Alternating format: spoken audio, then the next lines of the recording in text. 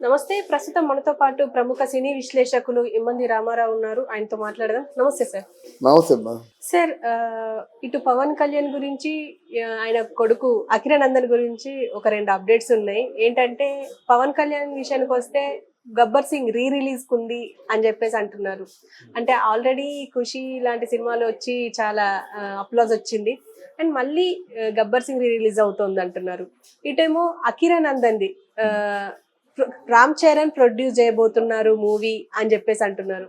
ఎలా ఉంటుంది sir Akiranandan movie ఎలా ఉండబోతుంది అంటారు? ఇప్పుడు పవన్ కళ్యాణ్ రాజకీయాల్లోకి రాకముందు పవన్ కళ్యాణ్ రాజకీయంలో విజయం సాధించిన తర్వాత అని 2 విషయాలు ఆలోచించుకోవాలి.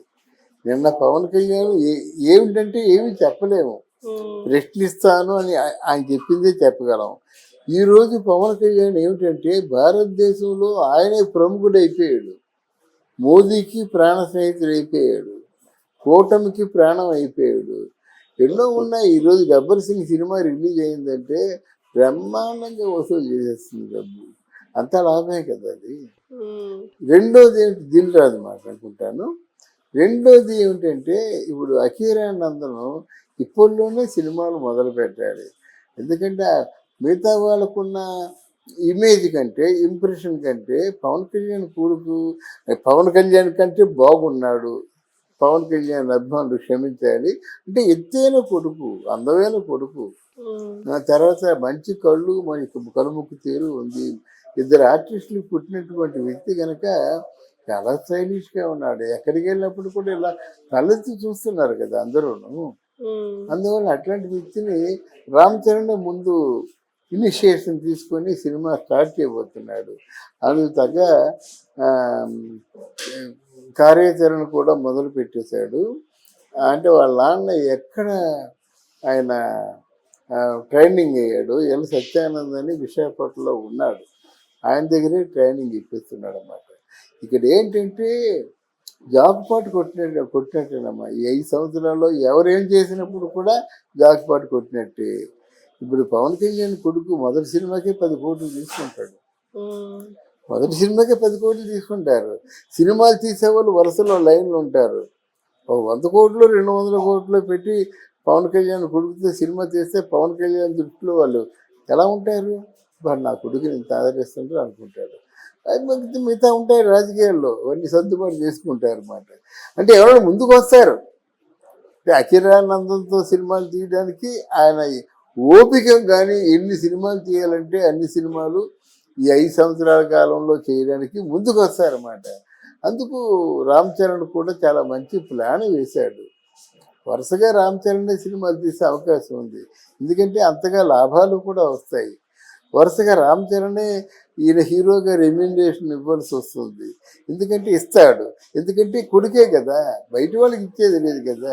ఏం చేస్తారు, మా పందెం ఎంత అని ముందు పందెం కాశారనుకోండి, ఎంత కాస్తారైనా డబ్బు ఉన్నాడు కనుక ఒకేసారి 1 కోటి రూపాయలు కాస్తాడు. డబ్బు లేనివాడు కష్టం కదా. 30 లక్షలు పెట్టి సినిమా తీసేవాడు మరి నా అఖిరానందన్కి ఏమైనా డబ్బులు ఇవ్వగలడా? 5,000 10,000 25,000 ఇస్తాడు, ఏదో రాక్షేస్తాడు, అంతే కదా. అలా కాకుండా ఈ సినిమాలన్నీ 100 కోట్లు కదా, అందులో 10 కోట్లు ఇస్తాడనమాట. అంటే బజారు మార్కెట్లో ఒక రేటు ఫిక్స్ చేసి పంపిస్తారు. అది నాకు తెలిసినంత వరకు తెలుగు అంటే మన 2 రాష్ట్రాల్లో ఉభయ రాష్ట్రాల నటీనటులు అందరికంటే, ఉత్తరాదిలో ఉన్న హీరోలందరికంటే the better hero and super hero అవుతాడు అఖిరానందన్. అండ్ పవన్ కళ్యాణ్ గురించి చెప్పండి సార్. అంటే ఇప్పుడు రిలీజ్ అవ్వబోతుంది మూవీ, సో ఎలా ఉండబోతుంది అంటారు? మళ్ళీ అంటే ఫ్యాన్స్ కి ఇది ఒక ఊరట అనుకోవచ్చా? ఫ్యాన్స్ ఊరట కాదు ఇక్కడ, అదే రాజకీయాలు మీరు అర్థం చేసుకోవాలి. ఎలాగంటే ఇంతవరకు ఫ్యాన్స్ జై పవన్ జై పవన్ అన్నారు, తర్వాత నెల అయిపోయిన తర్వాత ఏమంటారు, పవన్ గారు నన్ను పిలిచి ఏదైనా బాధ్యత అప్పచెప్తే బాగున్నాను, కన్సాలిడేటెడ్గా నెలకి ఇంత అమౌంట్ వస్తే బాగున్నాను, నన్ను నామినేటెడ్ పోస్ట్ ఏమి ఇస్తే బాగున్నాను, కనీసం గ్రామాల్లోనే ఇన్ఛార్జ్ పోస్ట్ ఇస్తే బాగున్నాను. అభిమానులందరికీ అదే ఉంటుంది కదా. ఇప్పటి నుంచి పవన్ కళ్యాణ్కి బాధలు మొదలవుతాయి అన్నమాట. ఎందుకు, వాళ్ళ అన్నయ్యని తిరుమల తిరుపతి దేవస్థానానికి చైర్మన్గా వేయించుకోలేకపోయాడు. ఇది మనం గమనించాలి. ఆయన అడిగి అంటే ముభావంగానే అడిగి ఉంటాడు, కానీ వెంటనే కాళ్ళు ఎగరేసుకొని మరి ఇచ్చేయాలన్నమాట. ఆయన కూటమికి చేసే సేవకి ఆ నాగబాబుకి ఖచ్చితంగా తిరుమల తిరుపతి దేవస్థానం చైర్మన్ పోస్ట్ ఇవ్వాలి కానీ ఆలోచిస్తున్నారు. ఆలోచించడం తప్పు అంటే తప్పు కాదు, రైటే. ఇంకా సీనియర్స్ ఉన్నారు కదా, మరి వాళ్ళ దృష్టిలో పడిపోతాం, వాళ్ళు ఎంతలేస్తారని చంద్రబాబు నాయుడు. సరే నా వల్ల ఇది మీకు సహాయం జరిగింది కదా, నేను అడగాల మా అన్నయ్య గురించి, అడగకుండా చేయొచ్చు కదా అంటుంది. స్టార్ట్ అవుతాయి కోల్డ్ వార్ అనేది, ఎక్కడికి పోదు. ఈయన మనసులో ఒకటి ఉంటుంది, ఆయన ఇంకో విధంగా ఆలోచిస్తాడు. మరి అక్కడి నుంచి కోల్డ్ వార్ రెగ్యులర్గా ఏదో ప్రాసెస్లో ఘర్షణ పడతారు, ఇద్దరు భావాలు వేరువేరుగా ఉంటాయి. తర్వాత మరి ఈ యాక్షన్ పార్టీ ఎలాగ ఉంటుందో. అయితే ఏది ఏమైనప్పటికీ కూడా 2 సంవత్సరాలు దాటిన తర్వాత మాత్రం మరి ప్రతిపక్ష పార్టీగా జనసేన ఉంటుందని నా వ్యక్తిగతమైన అభిప్రాయం. అండ్ అఖిల విషయానికి వస్తే మళ్ళీ అంటే అఖిలానందన్కి ఇప్పుడు ఒకవేళ రామ్ చరణ్ తీసే మూవీ హిట్ అయ్యే అవకాశం ఉందంటారా? పోటీ కాదు కానీ అఖిలానందన్ సూపర్ హీరో అమ్మా. ఇప్పుడు అంటే మీరు ఎలా చెప్తున్నారు, ఆయన చెప్తా ఇంతవరకు యాక్ట్ చేయలేదు కదా? ఎలా చెప్తున్నానంటే, ఇప్పుడు చిరంజీవి మెగా హీరో, మరి చిరంజీవి కంటే మంచి పేరు పవన్ కళ్యాణ్ ఎలా తెచ్చుకున్నాడు? మెగా హీరో కదా, సుప్రీం హీరో మెగా హీరో. అలాగే తొలి ప్రేమ హిట్, దాని తర్వాత ఇంకేదో తమ్ముడు, బద్రి, ఇవన్నీ ఉన్నాయి కదా, ఖుషి, అత్తారింటి దారిది, ఎన్ని సినిమాలు ఉన్నాయి కదా, గబ్బర్ సింగ్. ఎక్కడ కంపేరబుల్ కదా. అంటే పవన్ కళ్యాణ్తో చిరంజీవిని కంపేర్ చేస్తా అంటే చిరంజీవి మార్కెట్ చిరంజీవి, వీళ్ళందరికంటే సూపర్ మార్కెట్ 80 కోట్లు సంపాదిస్తున్నాడు పవన్ కళ్యాణ్. అంటే కరెక్ట్గా మిగతా వాళ్ళు అంటారు, చెప్తారనుకోండి, అంత అన్ని కోట్లు ఇవ్వలేరు, కానీ పవన్ కళ్యాణ్ చిరంజీవి గారి కంటే హైయెస్ట్ రెమ్యూనరేషన్ తీసుకుంటారని ఎవరైనా ఎక్స్పెక్ట్ చేశారా? పవన్ కళ్యాణ్ చిరంజీవి కంటే మంచి roaring response from the public వస్తారని ఎవరైనా ఎక్స్పెక్ట్ చేశారా? అలాగే ఈ తండ్రిని మించిన కొడుకు ఎందుకు కాకూడదు అఖిలానందన్? ఎందుకంటే జెనెటిక్స్ కదా.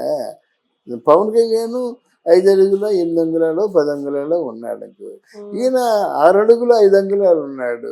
మరి ఇద్దరికి సంబంధం తారతమ్యం లేదు, ఇద్దరికి మధ్య వ్యత్యాసం లేదా? ఉంటుంది.